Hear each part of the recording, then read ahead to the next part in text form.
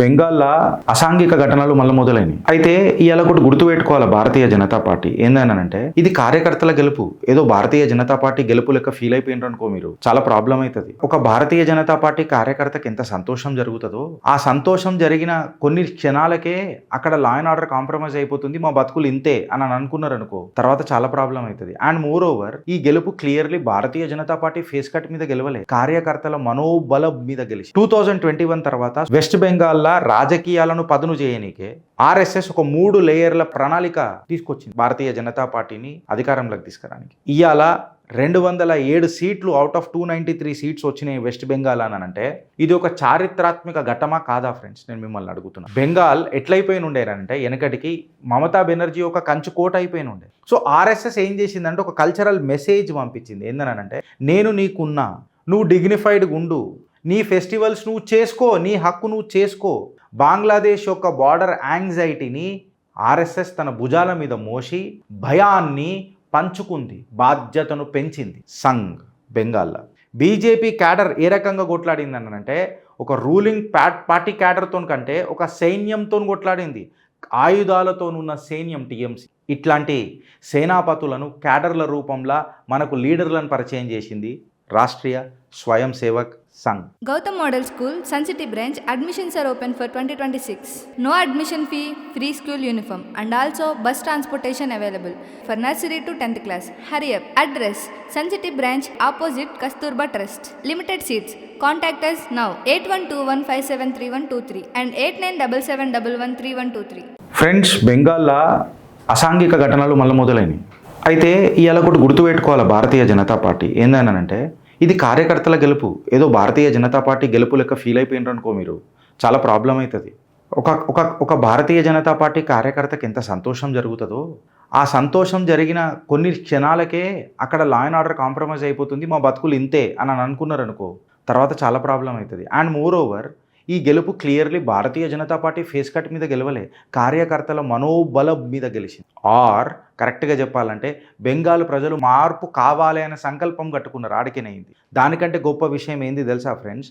RSS దీన్ని ఒక తపోబలం లాగా తీసుకుంది. సంఘ్ అగర్ ఆర్ఎస్ఎస్ గురించి మనం మాట్లాడితే ఇది కేవలం ఒక క్యాంపెయిన్ మేనేజ్మెంట్ చేయలే, వీళ్ళు ఒక కాన్షియస్ మేనేజ్మెంట్ చేసిండ్రు ఆర్ఎస్ఎస్ వెస్ట్ బెంగాల్లో. దీన్ని మనం ఇప్పుడు ఈ చిట్టాల డీకోడ్ చేద్దాం. 2021 తర్వాత వెస్ట్ బెంగాల్లో రాజకీయాలను పదును చేయనీకే ఆర్ఎస్ఎస్ ఒక 3 లేయర్ల ప్రణాళిక తీసుకొచ్చింది భారతీయ జనతా పార్టీని అధికారంలోకి తీసుకు. ఫస్ట్ ఆర్ఎస్ఎస్ అనేది ప్రజల యొక్క మూడ్ చేంజ్ అంటే సోషల్ మూడ్ని గ్రహించింది. భారతీయ జనతా పార్టీ ఈ మూడుని ఓటు రూపంలో కన్వర్ట్ చేసింది. ఇన్ఫ్యాక్ట్ చెప్పాలనంటే the actual back piper of the entire show Sunil Bansal కంప్లీట్గా బూత్ని ఆపరేషనల్ ఈ 3 లేయర్ల కలయిక భారతీయ జనతా పార్టీకి ఘన విజయం సాధించింది. ఇవాళ 207 సీట్లు అవుట్ ఆఫ్ 293 సీట్స్ వచ్చినాయి వెస్ట్ బెంగాల్ అని అంటే ఇది ఒక చారిత్రాత్మక ఘట్టమా కాదా ఫ్రెండ్స్? నేను మిమ్మల్ని అడుగుతున్నా. బెంగాల్ ఎట్లయిపోయిన ఉండేనంటే వెనకటికి మమతా బెనర్జీ ఒక కంచు కోట అయిపోయిన ఉండే. బట్ అర్థం చేసుకోవాల్సింది ఏంది తెలుసా?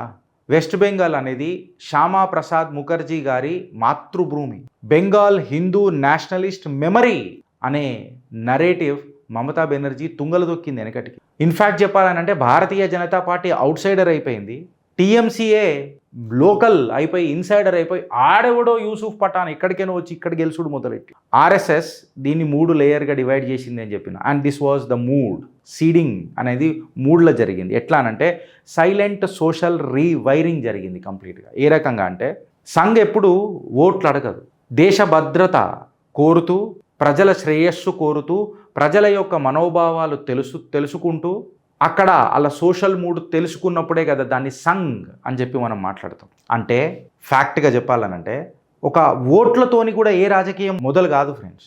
దేంతో మొదలవుతుంది తెలుసా? ఐడెంటిటీ అనే ఒక అంశంతో మొదలవుతుంది. ఈ ఐడెంటిటీలు ఎట్లా స్టార్ట్ చేస్తుంది సంఘ్ అని అనేది మనకు కొత్తగా చెప్పాల్సిన అవసరం.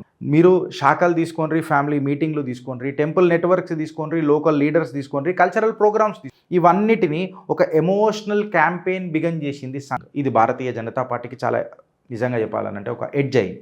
హిందూ కన్సాలిడేషన్ కాడికి తీసుకొని వస్తే హిందూ ఓట్ అనేది జాతీయుల వారీగా, క్లాస్ల వారీగా, రీజన్ వారీగా భయాందోళనతో కూడా ఎన్నో ఓట్లు అనేవి డివైడ్ అయిపోయినాయి. సో ఆర్ఎస్ఎస్ ఏం చేసిందంటే ఒక కల్చరల్ మెసేజ్ పంపించింది. ఏందనంటే నేను నీకున్నా, నువ్వు డిగ్నిఫైడ్గా ఉండు, నీ ఫెస్టివల్స్ నువ్వు చేసుకో, నీ హక్కు నువ్వు చేసుకో.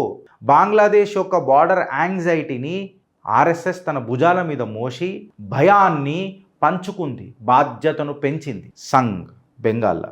అంటే ఎక్కడైతే ఫ్రాక్చర్డ్ ఓటు బ్యాంక్ ఉందో దాన్ని సీల్ చేసుకుంటూ వచ్చింది సంఘ్.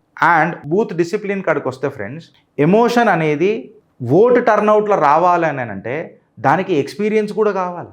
కేవలం ఎమోషన్ని ముంగట పెట్టుకొని మనం రాలేం. అంటే door to door follow booth కమిటీలు, వాలంటీర్ మ్యాపింగ్ అనేది ఈ సింపతిని మ్యాప్ చేసి దీన్ని ఓటు రూపంలో కన్వర్ట్ చేయాలని అంటే బూత్ మేనేజ్మెంట్ ఎంత ఇంపార్టెంట్ ఉంటుంది.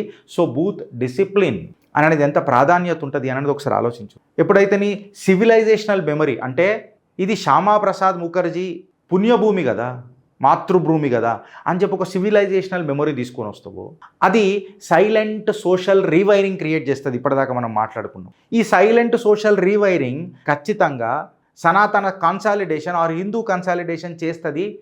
అండ్ ఇది ఓటు రూపంలో ఎప్పుడు మారింది అని అంటే బూత్ డిసిప్లిన్ వచ్చినప్పుడు అయింది. ఎప్పుడైతే బూత్ డిసిప్లిన్ గట్టిగా అవుతుందో ఫ్రెండ్స్, నీ క్యాడర్ల యొక్క సైకాలజీ ఏ రకంగా అవుతుందో నువ్వు చూడు. అంటే ఏదైతే మొన్నటిదాకా నీ లోపల ఛాతీలో ఉన్న భయం అది బాధ్యత అవుతుంది. అక్కడ నీ ఓట్ ట్రాన్స్ఫర్ అవ్వడం మొదలవుతుంది. అంటే ఓటర్కి సంఘ్ ఏం ఆశ్వాసం ఇచ్చింది? ఒక లాంగ్ వర్కర్ ప్రొటెక్షన్, మొరాల్ బిల్డ్ చేసి. బీజేపీ క్యాడర్ ఏ రకంగా కొట్లాడింది అంటే ఒక రూలింగ్ పార్టీ క్యాడర్తో కంటే ఒక సైన్యంతో కొట్లాడింది. ఆయుధాలతోనున్న సైన్యం టీఎంసీ. ఇట్లాంటి సేనాపతులను క్యాడర్ల రూపంలో మనకు లీడర్లను పరిచయం చేసింది రాష్ట్రీయ స్వయం Sevak Sangh. Let us not forget the Sunil Bansal factor in West Bengal, friends. When we are decoding, we need to decode absolutely. RSS భూమి దున్నింది.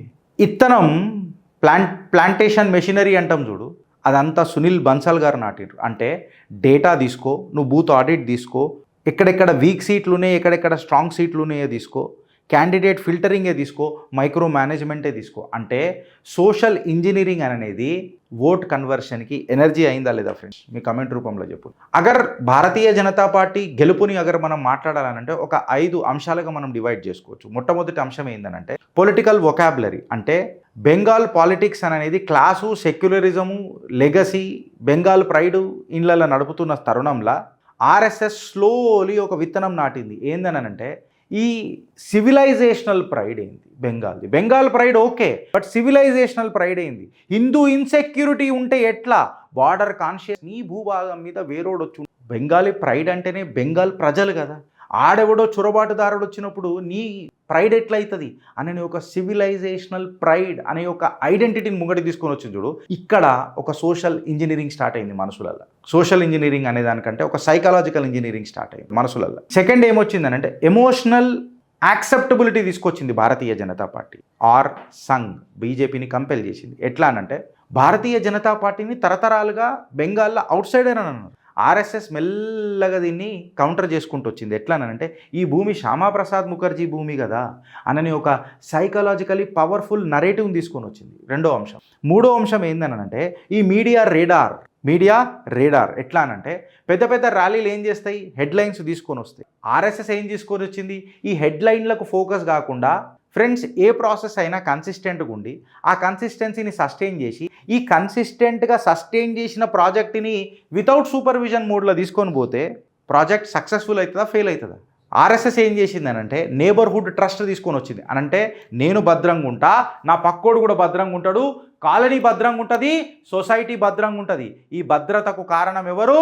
సంఘ్, భారతీయ జనతా పార్టీ అననే ఒక నేబర్హుడ్ ట్రస్ట్ అనే కాన్సెప్ట్ సంఘ్ తీసుకొని వచ్చింది. ఇది పెద్ద పెద్ద ర్యాలీలలో మాట్లాడితే మజా రాదు. ఇళ్ళల్లో ఛాయ్ తాగేటప్పుడు డిస్కషన్లు జరుగుతాయి, నువ్వు దేవాలయం పోయినప్పుడు డిస్కషన్ జరుగుతుంది, నువ్వు నేను మాట్లాడుకునేటప్పుడు మామ ఏం జరుగుతుంది మామ తెలంగాణలో ఆర్ ఏం జరుగుతుంది మామ బెంగాల్లో అని మనం మాట్లాడుకుంటాం. ఈ కనెక్ట్ నుంచి స్టార్ట్ అవుతుంది, కాంటాక్ట్ నుంచి స్టార్ట్ అవుతుంది. Family out reach, influencer families కొన్ని ఉంటాయి, పొలిటికల్ ఫ్యామిలీస్ కొన్ని ఉంటాయి, ఫినాన్షియల్గా మంచిగా ఉన్న ఆర్థిక ఫ్యామిలీస్ కొన్ని ఉంటాయి, బిజినెస్ ఫ్యామిలీస్ కొన్ని ఉంటాయి.